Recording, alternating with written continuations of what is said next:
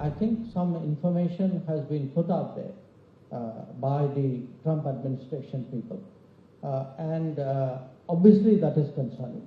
So there are activities which are in bad faith. So it surely warrants a look.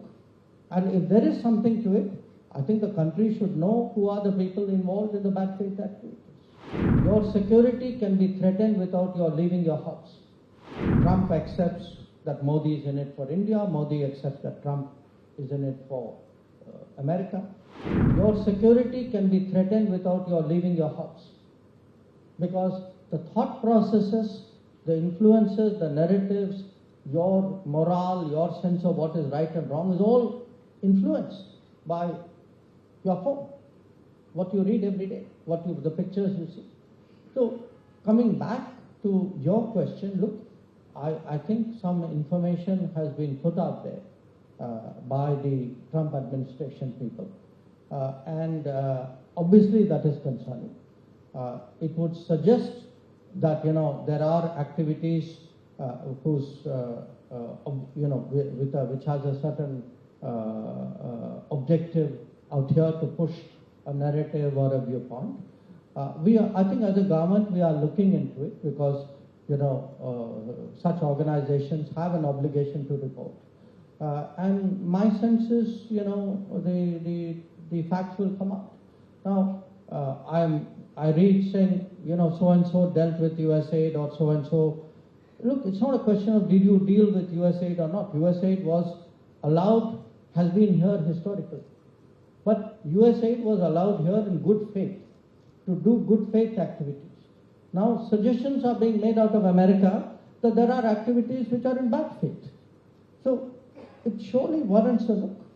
And if there is something to it, I think the country should know who are the people involved in the bad faith activities. Trump is an American nationalist. And I think in many ways, nationalists kind of respect each other. Each one, they're very clear-eyed. They are in it for their country. Trump accepts that Modi is in it for India. Modi accepts that Trump is in it for America. But the task, the purpose of the meeting is to say, okay, how do we find something which works? What is the common ground? What is it we can do together which makes both of us stronger? The second I felt was the chemistry was good. Because again, Trump being somewhat unusual, there are a lot of other leaders in the world who, with whom he has not necessarily a positive history. Now, in the case of Modi ji, it's not the case. He had a great visit. He remembered. It was a very interesting, you could say, psychological insight. We walked into the Oval Office. He had a table like this, a little bit bigger, and he had a book. It was like a picture book of his first term. Okay. Now, I was later told that after his term finished, he himself selected those pictures, which was like his memory of his term. The maximum number of pictures were about India. Is it? In that. And when our Prime Minister came, he actually leant across, picked up this book, and he said, I want to show you a picture. And it was the two of them in the Motera Stadium in Gujarat, where we did Namaste Trump event. So clearly he had a very good kind of memory and feelings about their earlier term.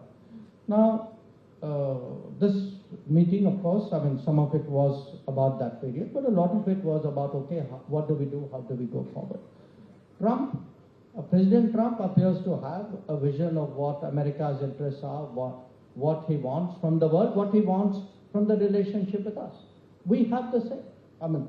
We too have demands of America. We too have opportunities with America. So I think there was a very open discussion about all of this, and I must say it was conducted with a lot of good humor, geniality, cordiality. Which was very visible, by the way. Yes.